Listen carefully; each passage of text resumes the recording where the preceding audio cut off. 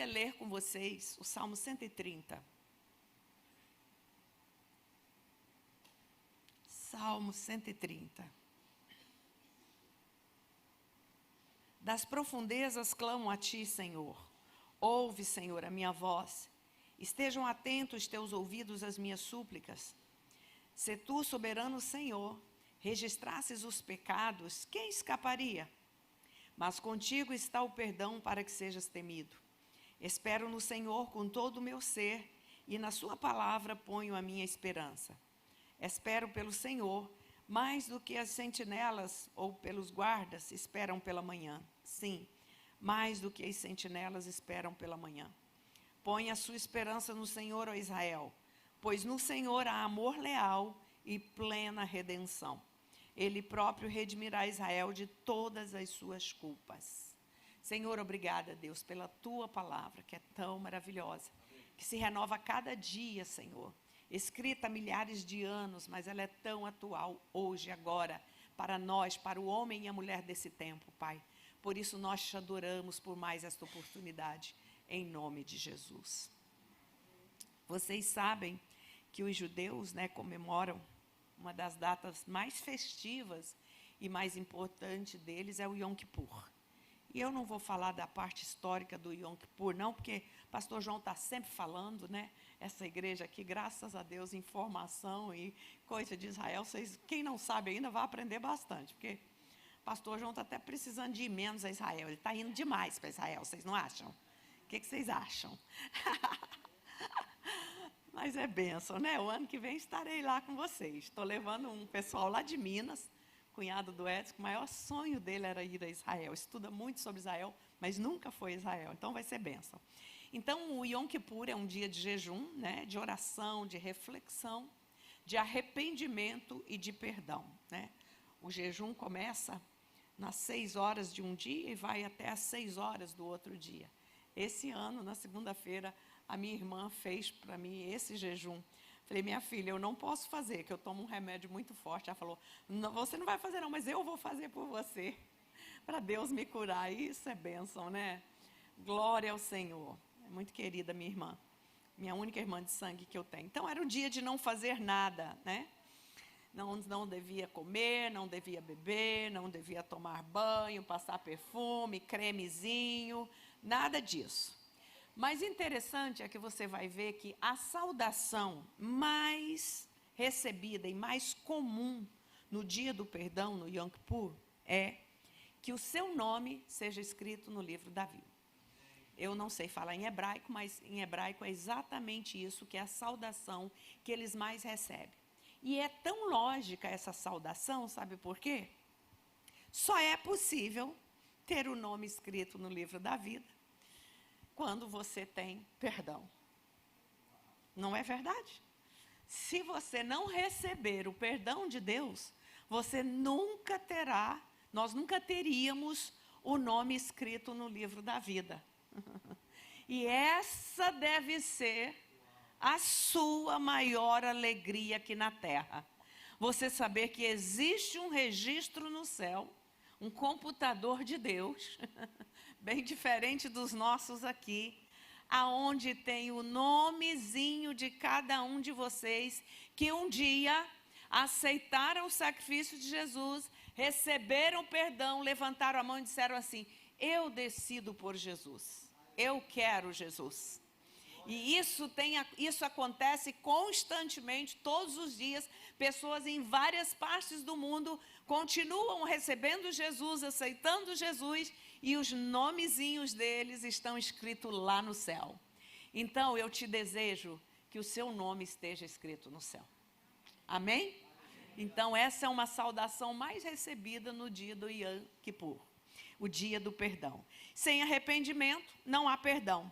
Jesus falando, Lucas falando sobre João Batista, Lucas 3:3, ele diz, ele percorreu toda a região do Rio Jordão, pregando o batismo de arrependimento para a remissão dos pecados, conforme está escrito, voz do que clama no deserto, endireitem as suas veredas. A voz do que clamava no deserto, preparando o caminho do Messias que viria, era uma voz que conclamava, chamava a atenção de todos os judeus para que eles viessem ao arrependimento. E essa voz, ela não pode ser cessada por nós, tá, irmãos? A igreja não pode cessar essa voz de chamar as pessoas ao arrependimento, de dizer para o pecador que ele precisa se arrepender. Nós precisamos pregar isso, nós precisamos falar isso, que sem arrependimento não há salvação, não há perdão. A única forma de Jesus perdoar um homem pecador é quando ele encontra nesse coração e nessa mente um coração arrependido. E olha como é interessante o versículo 30. Primeiro, você vai ver do versículo 120 até o 134 é classificado como o cântico dos degraus ou cântico da peregrinação. Todos esses salmos, quando é que eles eram cantados? Quando os peregrinos ou os judeus ou as pessoas estavam subindo Jerusalém para festejar, para agradecer ao Senhor, então eles iam recitando esses salmos. E depois você lê na sua casa, eles são curtos, mas são muito interessantes, do 120 até o 134. Tá? Eles vão recitando, então ali tem sobre a família, a bênção da família, felicidade de ter o Senhor na família, de ter a família resgatada pelo Senhor, e vão falando pelas bênçãos do perdão, pelas bênçãos da colheita, pela provisão do Senhor. Tem vários cânticos, enquanto eles iam subindo a Jerusalém, eles iam cantando. E eu estava pensando outro dia comigo, que se nós usássemos essa tática, enquanto a gente está subindo para Jerusalém celestial, que nós estamos caminhando para o céu, se nós colocássemos esses cânticos, porque os salmos são cânticos, né? Eles eram cantados, eram tocados nas harpas e cantados. Se nós tivéssemos essa prática de estar sempre agradecendo a Deus. Hoje eu estava lá no meio quando eu terminei de atender, no meio das caixas, eu botei um fundo no meu computador, o pessoal não vê as caixas, e eu estava lá descansando um pouquinho, esperando o pastor Edson para nós virmos para a igreja. Eu comecei a louvar a Deus e agradecer ao Senhor e falar: Senhor, muito obrigada, Deus. O Senhor disse há quase 40 anos atrás para minha irmã que eu iria para o Rio de Janeiro e no tempo certo o Senhor me traria de volta. Quase 40 anos que durou. Mas glória a Deus, porque foi um tempo de crescimento, foi um tempo de crescer na presença do Senhor, foi um tempo de luta. Aí eu estava lembrando hoje, falei, já que eu vou falar sobre o perdão, eu vou lembrar de todo mundo que passou na minha vida no Rio de Janeiro, de todo mundo que me fez chorar, que me fez sentir dor, e eu quero ver, Senhor, se aqui existe alguma coisa. E como não existe, mas ainda com medo de que existisse, antes de pregar, eu estava ali na hora da adoração, sabe? Falando, Senhor, eu ainda libero mais uma vez, que eu já liberei. Aí fui citando nomes de pessoas que me fizeram muito chorar, e liberei todos. E eu vou dizer algo para você.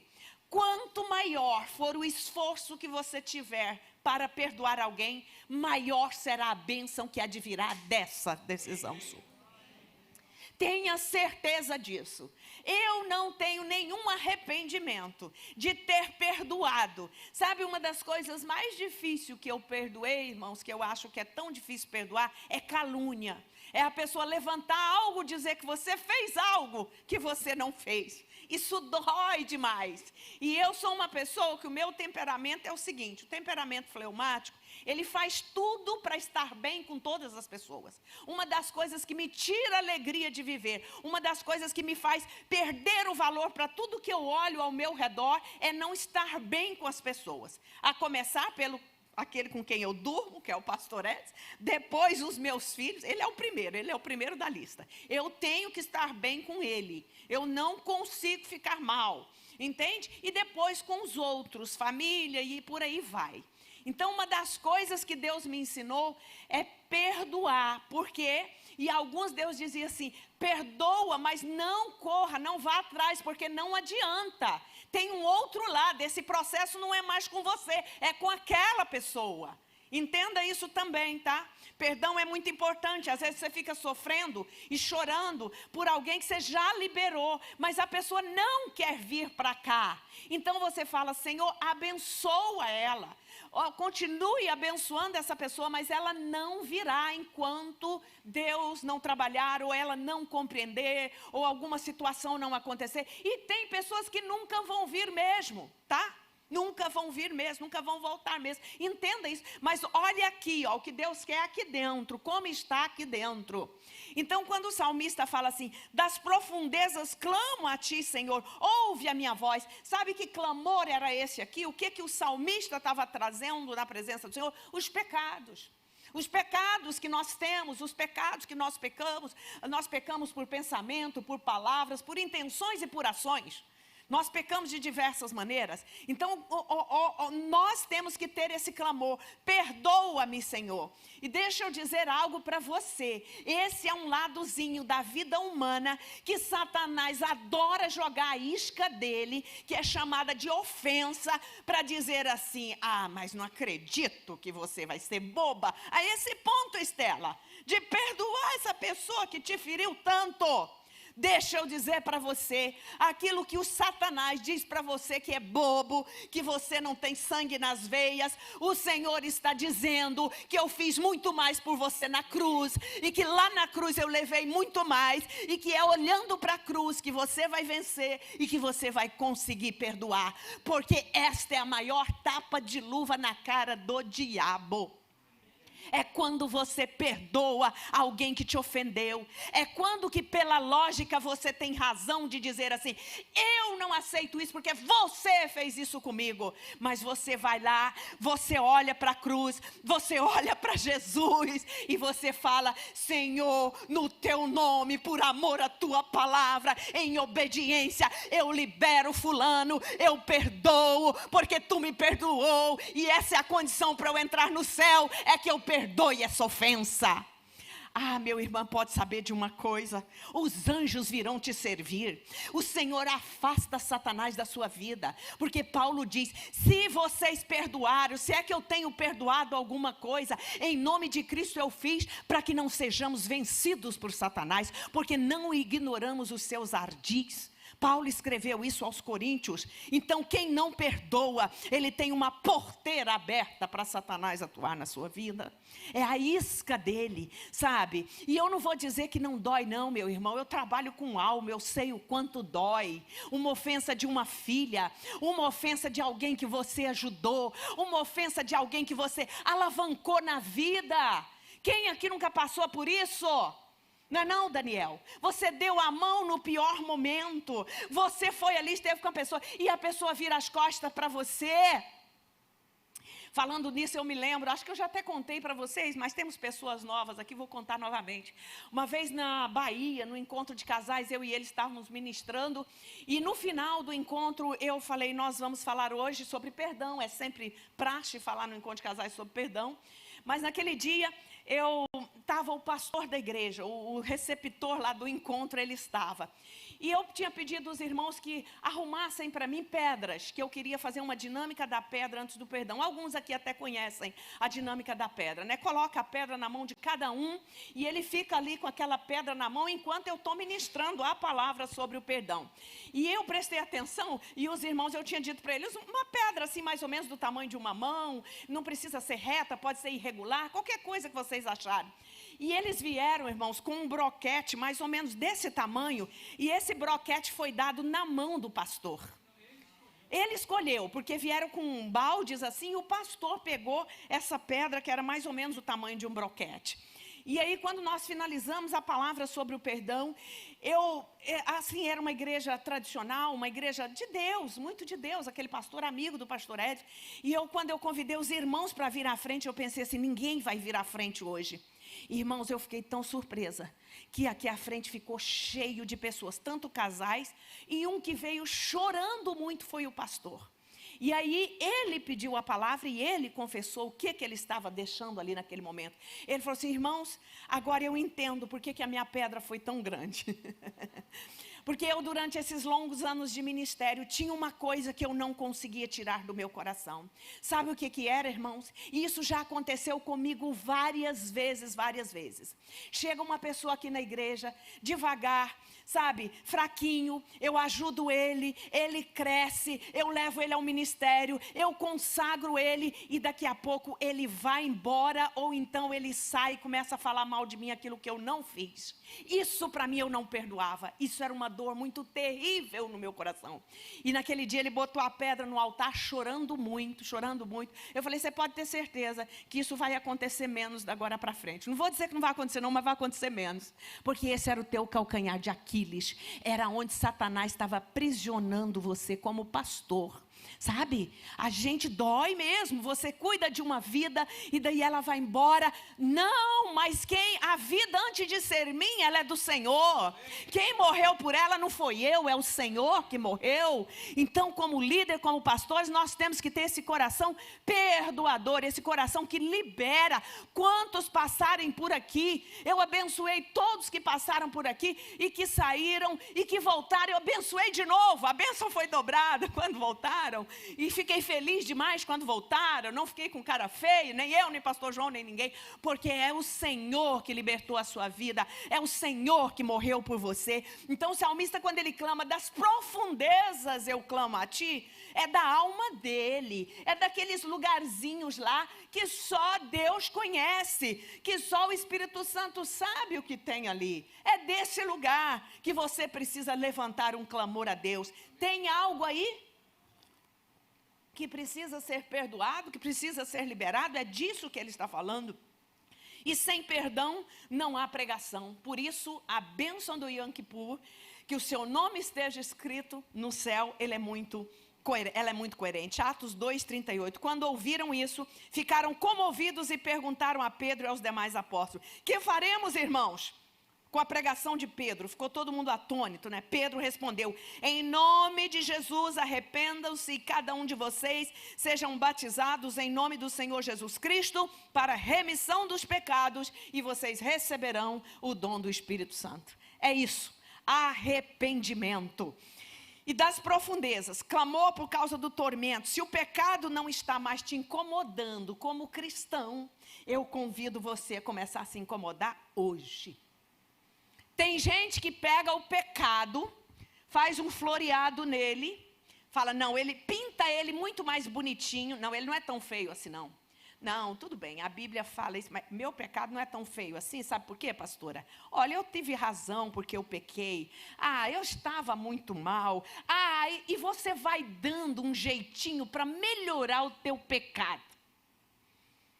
Pecado tem que incomodar, do pastor ao que chegou ontem. Pecado, quando não incomoda, é porque nós já cauterizamos a nossa mente, já tapamos o nosso ouvido para não ouvir mais a voz do Espírito Santo que fala conosco. Enquanto eu e você estivermos nessa terra, nós vamos cada vez mais nos afastando do pecado. Mas, e quando nós mais afastamos e pecamos um pecado pequenininho, vamos supor, um pensamento ou uma palavra mal falada, isso te incomoda, sabe por quê? Porque os pecados feios já ficou para trás há muito tempo. Tu já foi limpado, lavado, remido pelo sangue de Jesus. Certo? Porque nenhum pecado não temos, não podemos dizer isso, que nós estaremos mentindo. Nós pecamos por essas 4 formas que eu te falei: pensamento, palavras, intenções e comportamento. Nós pecamos, né? Então, o nosso coração Deus conhece, mas uma coisa e o outro é quando ele fala aqui, olha, se tu, soberano Senhor, registrasses os pecados, quem escaparia? Ninguém. Nem os fiéis, porque até os fiéis pecaram. Até os fiéis, em algum momento da vida, tiveram algum tipo de pecado. Às vezes não é pecado para a morte, não é pecado para ser excluído da congregação, nada disso, mas pecamos. Então, se Deus contasse, você já tentou fazer uma lista dos seus pecados? Os cabeludos e os menos? Vai dar uma fita, sabe aquela que você joga assim, ela sai rodando de tão grande? E que dia que Deus trouxe essa lista e jogou para nós, assim, mostrou para nós? Nunca. Sabe por quê? Aquele que você confessa e deixa, ele lança no mar do esquecimento. Ele não lembra, ele não lança em rosto. Então, se tu contabilizasses os pecados, quem poderia chegar na tua presença? Quem poderia? Ninguém. Mas quando nós temos, aí o outro versículo que é a sequência desse, que é super importante. Se tu, soberano Senhor, registrasses os pecados, quem escaparia? Mas contigo está o perdão para que sejas temido. Quanto mais você recebe o perdão de Deus, esse perdão e essa paz que você recebe, mais temor ela tem que gerar em você. Então é aquilo, pastora Vera, que nós chamamos na psicologia de ciclo produtivo. Tem o ciclo improdutivo, né? Briga, desavença, conversa, raiva, mais briga, mais desavença, mais conversa, mais raiva, né? Aí nós temos um ciclo positivo. Perdoado por Deus, satisfação na alma, temor que gera menos pecado, mais aproximação de Deus, e aí vai o ciclo produtivo do perdão. É isso. Contigo está o perdão para que sejas temido. O perdão foi relativizado. O perdão tem sido relativizado. Não, Deus me compreende, Deus me entende. Entende sim, mas Ele já enviou pregação, anjo, o poder do Espírito Santo, a graça dEle, para que você não peque e você continua pecando. Cadê o temor? Contigo está o perdão, não para eu continuar pecando. Contigo está o perdão para que sejas temido. E aí você vai lá para Jesus, né? Não é aqui agora ainda não, a passagem de Jesus. Parece contraditório esse texto. Contigo está o perdão, mas não é contraditório, né? O salmista clama, pois nesse clamor há duas certezas. A de que ele é pecador, reconhecimento e arrependimento. Quando eu clamo pelos pecados que estão aqui, tem duas coisas que acontecem aí. Eu reconheço. Ao invés de nós justificarmos os nossos pecados, quer ver um coração que Deus aceita? É quando você chega na presença dEle e diz assim, Senhor, eu sou essa pessoa aqui. Veja Pedro. Pedro não pisou na bola feio com Jesus? Pisou. Mas o que Jesus fez com Pedro, irmãos? Jesus encheu Pedro do Espírito Santo depois de que arrependeu-se. Jesus, quando ressuscita, fala para os discípulos assim, ó, estou indo lá para Galiléia e avisem a Pedro. Porque Jesus precisava encontrar-se com Pedro e ter aquela conversa com ele. Pedro, tu me amas? Jesus conversa com Pedro depois de Pedro ter traído. Senhor, eu te amo. E Pedro estava sendo verdadeiro. E Jesus sabe fazer a diferença entre um coração sincero e que não tem a força que precisa para enfrentar determinadas situações, e um coração que não é sincero, mas que fica querendo ter força para fazer determinadas coisas. Por isso Jesus recebe Pedro, Jesus perdoa Pedro, Jesus enche Pedro do Espírito Santo, Pedro prega lá e mais de 5.000 almas aceitam a Jesus, Pedro tem um ministério lindo e maravilhoso, Pedro aceita, depois de negar a quem estava indo para a cruz, Pedro é morto, crucificado, e por achar-se tão indigno, ele pede para ser crucificado de cabeça para baixo. O que é isso, gente? É um coração sincero e arrependido. A esse Deus não despreza, a esse Jesus não abandona. Então, diante do reconhecimento, né, do arrependimento, e aqui a misericórdia o alcançará. E só clama um coração arrependido. Essas duas coisas acontecem aí, ó. Quando você clama a Deus, me perdoa, Senhor, me socorre, Senhor, eu não quero pecar mais. Há arrependimento, há confissão, né? E reconhecimento que você é pecador. Você é pecador, eu sou pecadora, mas com uma diferença, remida pelo sangue de Jesus. E com ele está o perdão para que seja temido, não para que eu continue pecando. Quanto mais eu sou perdoada, mais próxima dele eu tenho que estar e mais temor eu tenho. É o contrário do que se prega hoje. Venha, minha querida, não, Deus entende isso. E ó, a distância de Deus está longa. Um evangelho de emoção, um evangelho que não tem transformação de caráter. O evangélico não transforma o caráter, não é autêntico, meu irmão. Não se engane. Eu já falei isso várias vezes para vocês. Só clama um coração arrependido. Deus não registra pecados confessados. No entanto, há pessoas que estão precisando fazer a sua lista. Mas vocês não estão aqui não, glória a Deus. Essa é uma igreja instruída e ensinada. Então, se você precisar fazer uma listinha, faça. Mas se você já fez e já confessou, saiba de uma coisa. Essa lista nunca mais vai aparecer diante de você e nem diante de Deus, porque Ele te perdoou. E o coração e o pecado arrependido e confessado, não deixe mais Satanás te acusar, tá?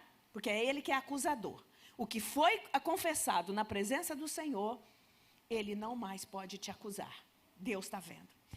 Essa é a promessa para todos que se aproximam dele. Esta é a certeza. Contigo está o perdão para que sejas temido. Pois tu, Senhor, é bom e perdoador, rico em misericórdia para com todos que te invocam. Salmo 86. Tu é bom, Senhor, rico em perdoar. Rico em perdoar. Você lembra de alguma vez que Deus te acusou de alguma coisa, que você arrependeu? Não, isso não vai acontecer. Quem acusa é Satanás. Lembra da lista que chegaram para o Lutero? Olha, tu fez isso, um monte. Sim, Satanás, é tudo verdade. A lista é grande mesmo. Mas você esqueceu que o sangue de Jesus me purificou de todo o pecado. Me perdoou. Então não deixe ele te acusar. Porque o Senhor é perdoador. Jesus, ao curar aquele paralítico, essa parte que eu queria falar para vocês. Lembram que Jesus disse assim: perdoado-te são os seus pecados? E quem foi que acusou Jesus e começou a brigar com Jesus nesse momento aí? Quando ele fala para aquele paralítico. Os judeus, os doutores da lei. Quem é esse que pode perdoar pecado? Quem pode perdoar pecado é só Deus, né? E aí Jesus faz uma coisa inusitada. Jesus era muito didático, né? Aí ele fala assim, olha, para que vocês saibam, para que soubesse, Jesus estava conhecendo os corações, o texto diz, porque arrazoais em vossos corações? Qual é mais fácil dizer, são perdoados teus pecados, ou dizer, levanta-te e anda? Ora, na nossa lógica humana, é muito mais difícil para alguém, você mandar ele levantar e andar, não é não? Um paralítico, de quantos anos ali acamado? Muito mais difícil. Ninguém pode fazer isso, a não ser pelo poder de Deus, pela unção de Deus, milagrosamente. Ninguém pode fazer isso. Mas aí Jesus dá meio que um tapa de luva na cara dos judeus ali, e disse assim, para que vocês saibam que o Filho do Homem tem na terra poder para perdoar pecado, disse ao paralítico, levanta-te, toma o teu leito e vá para a tua casa. Oh, glória a Deus, esse é o Jesus que você serve, meu irmão. Ele quer te levantar da doença, mas a doença pior, que determina o teu futuro, é a doença da alma, é o pecado imperdoado, é o pecado reproduzido várias vezes, aquele que você não se liberta dele. Precisamos ser libertos. Eu sempre nas minhas orações eu falo, Senhor, sonda aqui, Jesus, a tua sonda não deixa nenhum lugarzinho sem passar. Ele sabe de tudo. Sonda-me, ó Deus, e vê se há em mim algum caminho mau. E Deus, Ele ama essas orações, sabe? Não chega na presença de Deus com subterfúgio, com palavras rebuscadas. Não. Chegue na presença do Senhor como uma criança que depende dEle. Aí está no Salmo 131, olha. Senhor, meu coração não é orgulhoso, não procuro coisas arrogantes, não me envolvo com coisas grandiosas, nem maravilhosas demais para mim. De fato, acalmei e tranquilizei a minha alma. Acalmei e tranquilizei a minha alma. Verbo no presente, acho que do indicativo, se não estou me enganando, que fala que é uma atitude sua. É você que acalma, é você que tranquiliza a sua alma, é você que diz para a sua alma, alma, descansa em Deus. Se está aflita, se está angustiada, se está com ansiedade, diga para a sua alma, alma, quieta-te. Você sabia que há uma voz aqui e uma voz aqui que ouve essa voz aqui? Isso é neuropsicológico. E no mundo espiritual isso tem muito valor.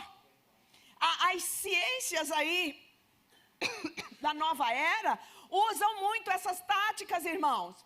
Mas eu não estou falando de nova era, não. Eu estou falando de algo que Deus colocou aqui em nós, uma capacidade no nosso cérebro, que quando você fala através da palavra, você está dando uma ordem para o seu cérebro, que você pode mudar o pensamento, você pode mudar a intenção e transformar.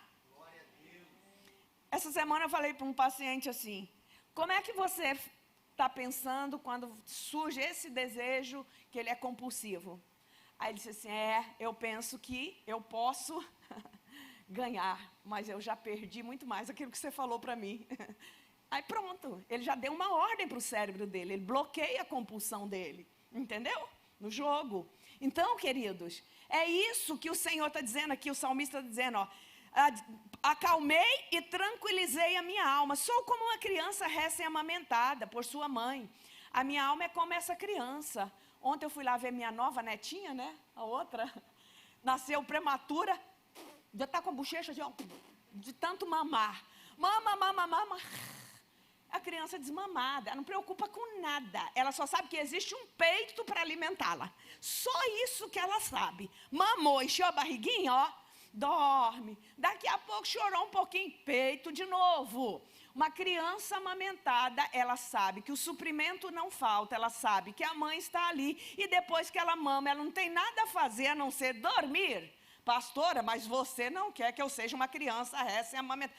Você tem que colocar a sua alma nesse lugar. Se a palavra de Deus diz para mim que é possível, que eu tenho que acalmar a minha alma, nós precisamos disso.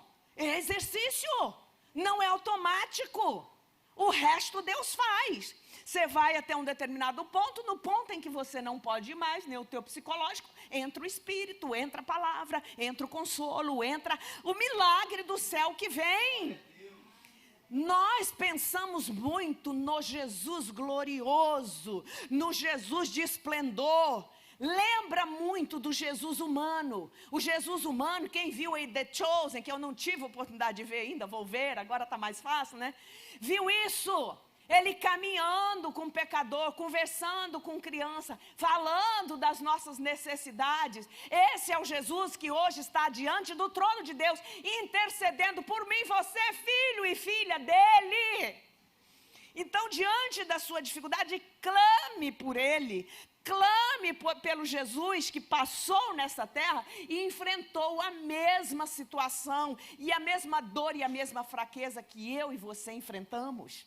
Entenda isso, ele é glorioso mesmo, ele está num lugar de glória, ele vai voltar como um príncipe, não é mais o Jesus desfigurado, mas lembre-se que a missão dele na terra, ao vir como homem, é para que hoje pudesse socorrer eu e você que somos tentados a pecar contra ele, contra a sua palavra. Em nome de Jesus, receba essa palavra, e olha que a voz já melhorou, e agora eu estou indo. É impressionante isso, irmãos, eu não estava conseguindo nem falar. Muita dor na garganta e muita... Mas é lindo isso, um convite para você bem dizer. O Salmo 130, por perdão, cura, redenção, graça e misericórdia. No Salmo 103, é Ele quem perdoa todas as tuas iniquidades. Pensa numa iniquidade que você já praticou. Na mais horrorosa, Ele perdoa, tá? Teve arrependimento, entendeu a palavra, Ele perdoa. Quem cura todas as suas enfermidades. Quem dá cova, redime a sua vida. Tem uma cova, a meta de Satanás é abrir a cova para jogar você lá. Mas ele tira, redime e coroa você de graça e misericórdia. Ô meu irmão, que honra! Eu e você somos coroados de graça e de misericórdia. Favor que eu não mereço, e essa misericórdia que se renova toda manhã, porque eu preciso dela toda manhã. E elas são a causa de nós não sermos consumidos. Porque a graça te ajuda a entender quem Ele é. E a misericórdia se renova para que ao você pecar de novo, você esteja dentro da misericórdia até o dia que Ele voltar. Você é coroado disso? Te coroa de graça e misericórdia. É Ele que enche de bens a tua vida, de modo que a sua mocidade se renova como a águia. Ué, mas mocidade precisa ser renovada? Precisa? Os 60 aí está precisando de renovação, pastor? Renova como a águia. A águia alça. Não essa coisa aí de coach que eu tenho visto hoje em dia. Não seja galinha, seja águia. Tem hora que nós temos que ser galinha. Deus te quer sendo ciscando mesmo. Mas tem hora, ele está falando de outra coisa. Águia é que aquele que confia em Deus, aquele que tem esperança no Senhor, ainda nesse momento que tem que estar ciscando, você está lá com a graça de Deus, com a misericórdia de Deus. Esther foi coroada, Esther estava lá no palácio honrando o nome do Senhor. José estava honrando o nome do Senhor na prisão, traído na casa de Potifar, vendido pelos irmãos. E o que a Bíblia diz sobre José? E Deus era com ele. Hoje não aceita essa teologia. Ah, Estela, aquela luta que você está passando lá naquela empresa, minha filha, onde está o teu Deus? Está no mesmo lugar que sempre teve. Na mesmo lugarzinho, amando você do mesmo jeito, cuidando nesse momento de escassez. É o nosso Deus. Então não troque a teologia por essa barata, não. Porque vocês foram chamados para ir morar no céu com Jesus. É Ele que te coroa de graça e misericórdia. É Ele. Para que a sua mocidade se renove. Espero pelo Senhor. Ele termina. Mais do que a sentinela espera pela manhã. Queria até colocar para vocês aí, para vocês verem. Botei uma torre lá do Oriente mesmo. Deus está trabalhando por nós que nos arrependemos. Confessamos e aceitamos a sua palavra. Esse é o único Deus que realmente se importa e recebe corações quebrantados. É o único, é o nosso Deus. Pensa nos deuses da mitologia. Você já viu que doideira? O Deus com raiva, o Deus irado da natureza, o Deus de não sei o quê, o Deus que precisa da oferenda tal, o Deus que tem que fazer isso para ele. Tudo é assim, os deuses. Mas o meu Deus, o seu Deus, trabalha por aqueles que nele esperam. É o Deus da graça e misericórdia, é o Deus do perdão, é o Deus que foi capaz de criar um plano que ao pecar o homem lá no Éden, depois de ele ter dado tudo, todas as condições para Adão, ele enviar o seu único filho para morrer. E queridos, a terra sofreu a maldição do pecado, sofreu. Eu fico olhando lá em Goiás agora, a terra toda arada, dentro de 3 dias, nasce erva daninha assim como nunca nasceu. Isso foi após o pecado. Eu estava pensando, o Edson ia gastar muito menos dinheiro se fosse como lá no Jardim do Éden. Não teria tanto insumo para matar ervas daninhas que vem na terra, né? Mas tudo isso, a natureza foi afetada, nós fomos afetados. Imagina, pastora Marta, um parto sem dor? Porque foi após o pecado, tu darás à luz a filhos, terás a luz com dor, né? E o homem, do suor do teu rosto, o trabalho não era para ter isso aqui não, Daniel. Suor não, era tranquilo lá no Éden, trabalhava, mas era tranquilo, porque a temperatura era tão agradável, era tão para a nossa condição humana, que não suava, entende? E era assim tudo muito fácil, porque o jardim provia tudo para o homem, e o homem pecou nesse ambiente. Mas nesse ambiente, logo após pecar, logo após, Deus envia o quê? Roupa para cobrir a vergonha, a nudez. E aí vem enviando esse plano maravilhoso que começa lá. Tu ferirás a cabeça da serpente. Lá a primeira profecia que Jesus nasceria para te perdoar e para me perdoar. Então esse plano, irmão, é maravilhoso, é lindo. Esse é o seu Deus. Então, eu desejo que o seu nome esteja escrito no céu. Perdoe. Essa é a única condição. Jesus disse lá na oração do Pai Nosso, disse no Sermão do Monte, perdoa-nos, você não pode nem orar o Pai Nosso, as nossas dívidas, como nós perdoamos os que nos têm ofendido. Mas saiba de uma coisa, você nunca vai se arrepender de ter perdoado alguém. Nunca, nunca. Ainda que essa pessoa seja para você, o perdão antes de qualquer coisa, ele libera você que tem o entendimento. A outra parte, deixe com Deus. Se você não pode fazer nada, deixe. Não fique querendo fazer aquilo que não é a tua parte. A tua parte é liberar, libere. E olha, liberar perdão quando você foi ofendido, é obediência à palavra, é pela fé e dói, viu? Eu já fiz oração de perdão que é muita dor. E eu já vi esse homem aqui fazer uma que durou 40 minutos de choro. Eu pensei que ele estava passando um mal quando eu vi o fim da oração. Ele disse que Deus trouxe ao coração dele pessoas de 20 anos atrás que ele precisava perdoar. Essa é a oração verdadeira, essa é sincera. Pensa o que ele ganhou de qualidade de vida e na própria alma dele, tá? Então, é esse o nosso Deus. Então, bom Yom Kippur para você. Que o Senhor te abençoe, que o Espírito Santo entre na sua casa, que você seja coroado de graça e misericórdia, que você faça descansar a sua alma como uma criança desmamada. No meio de tanta notícia ruim, do nosso país em decadência, você tem o sustento de Deus. Creia nisso, não só o espiritual, como o material. Não fique acreditando em notícias alarmantes. Catástrofes estão acontecendo. Isso é sinal da volta de Jesus. Mas você precisa buscar em Deus segurança para a sua alma, porque Ele tem segurança para você. Amém? Você pode finalizar aqui, pastor?